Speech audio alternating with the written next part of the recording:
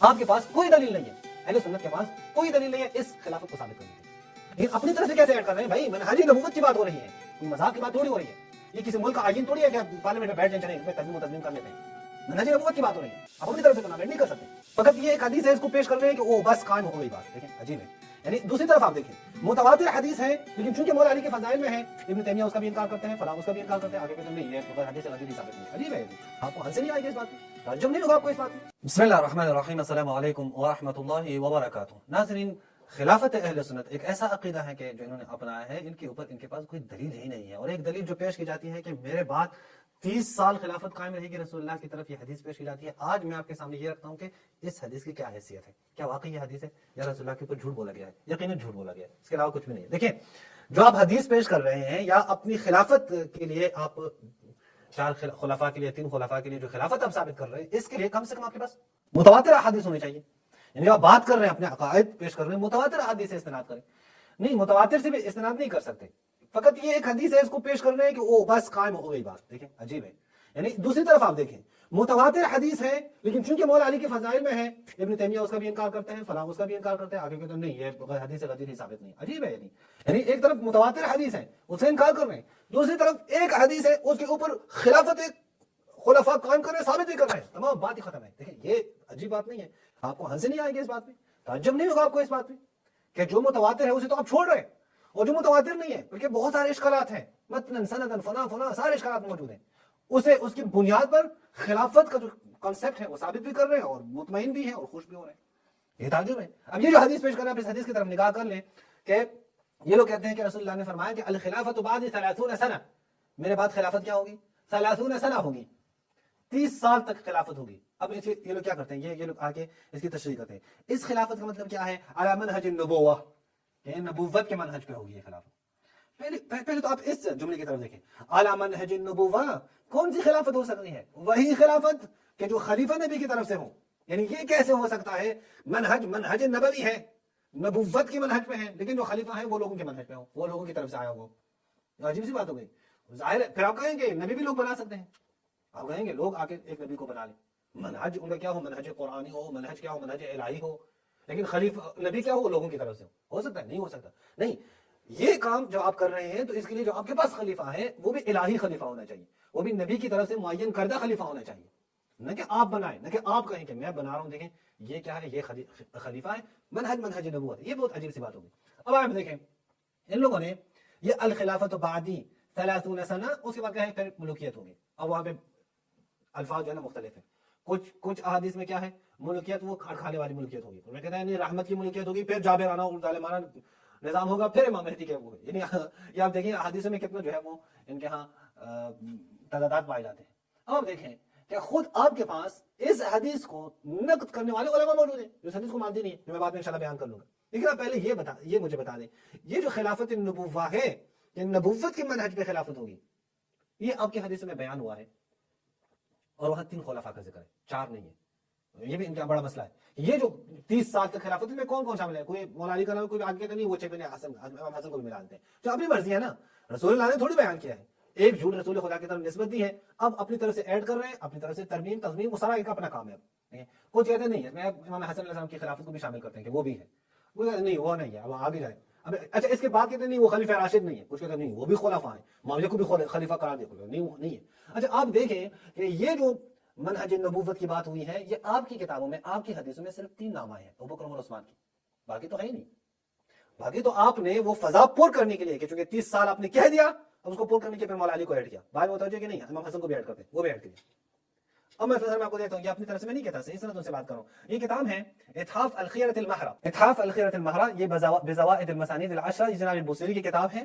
یہ آپ دیکھیں یہاں پہ جلد 6 میں, یعنی 6 جلد پہ, صفحہ نمبر آپ دیکھیں, صفحہ نمبر 354 پہ, یہ آپ دیکھیں حدیث ابو داؤد 43 میں موجود ہے, یعنی اصل حدیث وہاں پہ موجود ہے. یہاں سے یہ لے کے آ رہے ہیں, کہتے ہیں کیا تھا فلاں فلاں, ہم پہ بیٹھے تھے تو فدخلنا علیہ, تو ہم ان کے پاس گئے, ابو بکر تھے فلاں تھے زیاد کے ساتھ, ہم معاویہ کے پاس چلے گئے, تو معاویہ نے کہا کہ کوئی حدیث سنائیں ابو بکر تاکہ ہمیں فائدہ پہنچے, تو انہوں نے حدیث سنانا شروع کیا فلاں و فلاں. تو کہتے ہیں رسول اللہ نے ایک دن کہا کہ آپ میں سے کس نے خواب دیکھا رہا, تو ایک شخص نے کہا میں نے خواب دیکھا یا رسول اللہ, میں نے دیکھا ہے کہ ایک میزان ہے, اس میزان میں آپ का पलड़ा जो है वो भारी है अबू बकर से, फिर अबू बकर का पलड़ा उमर से भारी है, फिर उमर का पलड़ा उस्मान से भारी है, ये उस्मान तक नाम आ गए हैं। तो मरूफ अल मीज़ान, फिर मीज़ान जो है ना वो तराजू फिर उठाया गया है। फिर उसके बाद कहते हैं कि रसूलुल्लाह ने क्या कहा, खिलाफत नबुव्वा, ये क्या है, ये नबूवत की खिलाफत है। ये 3 नाम आए, ये बाद में बनाई गई है सर। अहले सुन्नत की हदीस क्या है, ये इन खुलफा को साबित करने वाला हदीसें बना दी है। अच्छा, फिर कहते हैं अल्लाह जिसे चाहे फिर मुल्कियत दे दे, जिसे चाहे। फग़ज़िब मुआविया, मुआविया गज़बनाक हुआ, भाई मुझे खुलफा में शामिल नहीं कर रहे, और ये क्या कर रहे हैं, ये सिर्फ 3 तक आए हुए हैं, मुझे क्यों नहीं जाएंगे, मुझे शामिल किया जाए। यानी अजीब ये है ना, इसलिए मैं कह रहा हूँ कि इन लोगों ने 30 साल तो के बाद में फंस गए और अभी भी फंसे हैं, अभी बहुत सारे हदीस में फंस चुके हैं। अच्छा, फग़ज़िब मुआविया, मुआविया गज़बनाक हुआ, फ़अख़रजना, मैंने निकाल दिया, निकलो यहाँ से, निकलो, यहाँ ना देखूं तुम लोगों को। मुझे मुल्कियत के कह रहा हूँ, मुझे कह रहा हूँ कि मैं बादशाह हूँ, बाकी दीगर जो 3 गुजरे हैं उनको कहेंगे नहीं, वो खलीफा होंगे, वो अला मनहज नबुव्वा होंगे।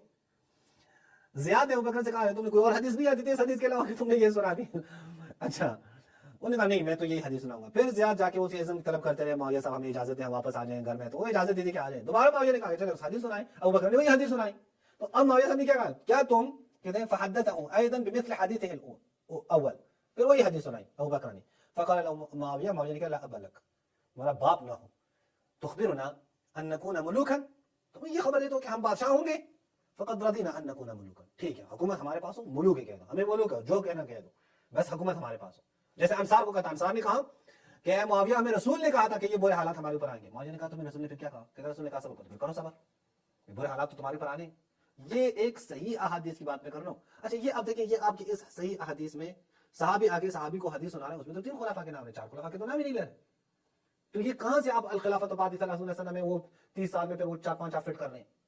अब वो नासिबी जो कहते हैं कि मौला अली की खिलाफत खिलाफत राशिदा नहीं है, मेरी नजर में अपने मनहज के मुताबिक दुरुस्त कह रहे हैं। इनके मनहज के मुताबिक मौला अली खलीफा राशिद नहीं है, इनके मनहज के मुताबिक इमाम हसन खलीफा राशिद नहीं है, वाज़ेह है। इनके मनहज के मुताबिक वो बाकी इनके जो खिलाफा है वो खिलाफा राशिदा, लेकिन वो कैसे खिलाफा राशिदा उसके ऊपर भी हम बात करते हैं इंशाल्लाह। अभी आप देखिए, एक बात तो ये हो गई कि आपके पास जो नाम आए हैं वो 3 है आपके हदीसों में, 4 या 5 के तो नाम ही नहीं है। तो आप ये सलासूल सल्लम फिर कैसे फिट करेंगे इस हदीस में। अब यहां पे बाकायदा नाम लेकर कहा गया है कि ये खिलाफत नबुव्वा है, कौन, जनाब अबू बकर, जनाब उमर, जनाब उस्मान, ये तीनों की खिलाफत हो गया है खिलाफत नबुव्वा। अब 30 साल वाली खिलाफत हदीस लेके आए, कैसे फिट करेंगे यहाँ पे, वो तो 25 साल है, वो तो 30 साल बनते ही नहीं, कैसे फिट करेंगे। और आप ये नहीं अपनी तरफ से मौला अली का नाम अपनी तरफ से कैसे ऐड कर सकते हैं।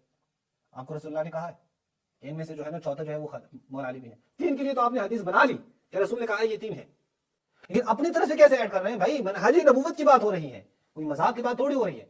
ये किसी मुल्क का आईन थोड़ी है कि पार्लियामेंट में बैठ जाए चले इसमें तरमीम तस्मीम कर लेते हैं। मनहज नबूवत की बात हो रही है, आप अपनी तरफ से तो नाम ऐड नहीं कर सकते, पहली बात ये। दूसरी बात, रसूलुल्लाह सल्लल्लाहु अलैहि वसल्लम के मुबारक ज़बान की तरफ जब हम रुजू करते हैं तो हदीस खुलाफा इस्ना अशर हमारे सामने आती है कि 12 खुलाफा होंगे, इन 12 खुलाफा तक इस्लाम अजीज मनी गालिब रहेगा, इस्लाम नाकाबिल शिकस्त इस्लाम होगा। रसूलुल्लाह ने फरमाया है, ये आपके यहाँ अहादीस मौजूद है, ये आपके मुस्लिम बुखारी में मौजूद है, मुस्लिम में मौजूद है, इसी तरह मुस्लिम अहमद में मौजूद है, दीगर किताबों में मौजूद है, और इससे आपका इनकार भी नहीं है कि इससे आपका इनकार हो। तो उस हदीस को आप यहाँ पे कैसे फिट करेंगे। अब हम क्या कहेंगे, नहीं 12 में से कुछ खिलाफत मनहज नबुव्वा है, कुछ नहीं है। यही काम इन लोगों ने किया है, यही काम इन लोगों ने किया है। यानी अहादीस में तज़ाद आप देख सकते हैं, एक जगह 30 सना, एक जगह 12 खुलाफा होंगे और उस खिलाफत क्या, इनके खुलाफा तक इस्लाम कायम रहेगा, इस्लाम अजीज रहेगा, इस्लाम गालिब रहेगा, इस्लाम मनी होगा, नाकाबिल शिकस्त होगा। अब कैसे फिट करेंगे, नहीं फिट कर सकते, अपने तखमीन अपने अंदाजे लगा। ये दूसरी बात। तीसरी बात मैं आपके सामने रखता हूं, देखिए रसूलुल्लाह ने तो अपना कोई खलीफा मुअय्यन ही नहीं किया है, रसूलुल्लाह ने तो मुअय्यन नहीं किया, तो कैसे फिर उनकी खिलाफत को रसूलुल्लाह क्या मनहज नबुव्वत पर है, नहीं कहा। देखा आपने हदीस है, देखिए सहाबा की तरफ जाते हैं तो कहते हैं रसूलुल्लाह ने किसी को खलीफा मुअय्यन नहीं किया आपकी किताबों में। जब दीगर रिवायात की तरफ जाते हैं वहां पे आप लोगों ने तीनों के नाम भी लिखे कि ये देखो 3 नाम है, रसूलुल्लाह ने कह दिया कि ये मनहज नबुव्वत है, ये खिलाफत।